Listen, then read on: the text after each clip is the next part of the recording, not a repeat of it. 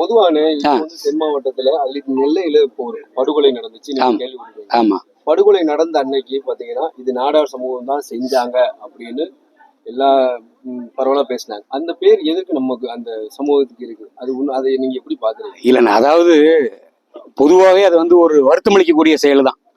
இறந்த உயிர் வந்து அது எந்த சமூகத்தை சார்ந்த நபரா இருந்தாலும், அது வந்து உண்மையிலே யாரா இருந்தாலும் அந்த குடும்பமா இருக்கட்டும், அவங்களோட உறவினர்களா இருக்கட்டும், அவர்களோட நண்பர்களா இருக்கட்டும், அந்த சமூகத்துக்கே அது ஒரு பெரிய இழப்பு தான். அதுல மாற்றுக்கிறதே கிடையாது. இது வந்து தொடரக்கூடாது அப்படிங்கிறது தான் என்னை போன்ற நாடார் சமுதாயத்தில் இருக்கக்கூடிய தலைவர்களா இருக்கட்டும், இளைஞர் பெருமக்களா இருக்கட்டும். ஏன்னா படிச்சு ஒரு குடும்பத்தை பார்க்கணும், குடும்பத்தை வழி நடத்தணும், படிச்சுட்டு ஒரு நல்ல வேலைக்கு போகணும். அப்படித்தான் இளைஞர்களுக்கு நாங்க எங்களை சார்ந்து இருக்கக்கூடிய எல்லாருக்குமே நாங்க அறிவுரைகளை கூறிக்கொண்டுகிட்டு இருக்கோம். ஆனாலும் ஒரு சிலர் கூட சேர்வாரம் சரியில்லாம குடிக்கி போதைக்கு அடிமையாகி, இந்த கஞ்சா இந்த மாதிரி ட்ரக்ஸுக்கு அடிமையாகி, அதனால யார் என்ன சொன்னாலும் ஏதாச்சும் ஒன்று செஞ்சிடணுங்கிற ஒரு நோக்கத்துல கூட சிலதை செஞ்சுக்கிட்டு இருக்காங்க. இந்த பழிக்கு பழி அப்படிங்கிற அந்த ஒரு இது காலங்காலமா நம்ம தென் தமிழகத்துல நடந்துகிட்டு தான் இருக்கு. இன்னைக்கு இந்த அண்ணன் டாக்டர் ராமசாமி அவர்களோட பிறந்த நாள்ல கூட இன்னைக்கு எல்லா சமூகத்தை சார்ந்த இளைஞர் பெருமக்கள், எல்லா தொழிலதிபர்களுமே வந்திருக்காங்க. ஆனா யாருமே இதுல வந்து ஒரு ஜாதிய பாகுபாடு பார்த்து வரல. ஒரு நல்ல மனிதர், சமூக சேவை செய்யக்கூடியவர் அப்படிங்கிறதுக்கு தான் வாரோம். அப்ப எங்க நாடார் சமூகத்தை சார்ந்தவங்களா இருந்தால் கூட எல்லா சமுதாயத்து கூடயும், எல்லா சமுதாய மக்கள் கூடயும் ஒரு அரவணைப்புல ஒரு சமூக நல்லிணக்கத்தோட தான் பயணம் பண்ணிக்கிட்டு இருக்கிறோம். இருந்தாலும் ஒரு சிலர் செய்யக்கூடிய அந்த தவறுகள் அது சமூகத்துக்கே ஒரு கெட்ட பேரு மாதிரி வந்துகிட்டு இருக்கு.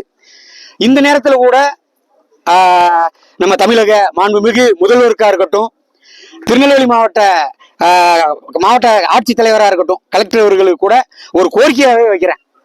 இந்த தென் தமிழகத்துல குறிப்பா நாடார் சமுதாயம், தேவர் சமுதாயம், இந்த தேவேந்திர குல சமுதாயம், யாதவர் சமுதாயம், இந்த மாதிரி அதாவது ஒரு பரபரப்பா இருக்கக்கூடிய சில படுகொலைகளை காரணமா மையப்படுத்திக்கிட்டு அதோட தொடர்ச்சியா நடந்துகிட்டு இருக்கக்கூடிய படுகொலைகளை தடுக்கும் வகையில ஒரு ஊர் பெரியவங்க, ஒவ்வொரு சமூகத்தோட பெரியவங்க, அந்த சமூகத்துல ஒரு சிலர் இவங்க தான் குற்றவாளிகள், இவங்களாலதான் இந்த பிரச்சனைகள் நடக்கிற மாதிரி இருக்கு அல்லது நடக்கும் அப்படிங்கிற மாதிரி ஒரு எண்ணங்கள் எல்லாம் காவல்துறை ஒரு லிஸ்ட் வச்சிருப்பாங்க.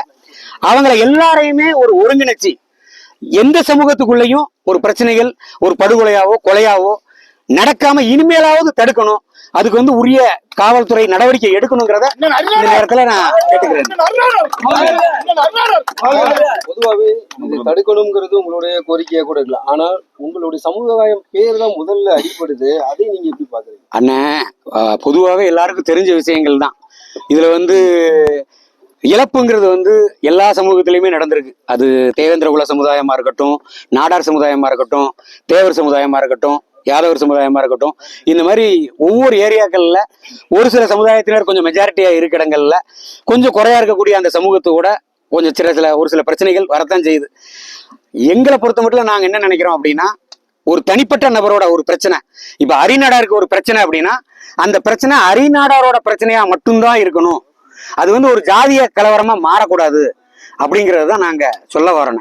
சட்டப்படி காவல்துறை உரிய கைது நடவடிக்கைகளை செய்து எந்த ஒரு குற்றவாளியா இருந்தாலும், ஒரு படுகொலையை நிகழ்த்தின எந்த குற்றவாளியா இருந்தாலும் சரி, அவங்களுக்கெல்லாம் வந்து கூடுதலா தண்டனையை வழங்கி, உடனே வெளியில விடாம கூடுதலா தண்டனையை வழங்கி இனிமேல் அந்த மாதிரி குற்றங்கள் நடக்காம தடுக்கணும்.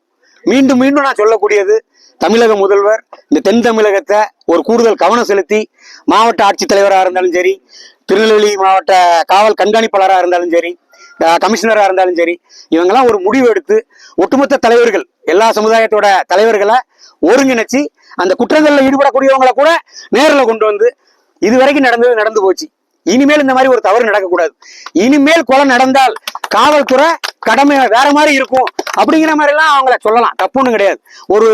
ஒரு மறுவாழ்வு கொடுக்கலாம். ஏற்கனவே கொலை வழக்குல கூட இருக்கலாம், அவங்களுக்கு ஒரு மறுவாழ்வு கொடுக்கலாம்ல.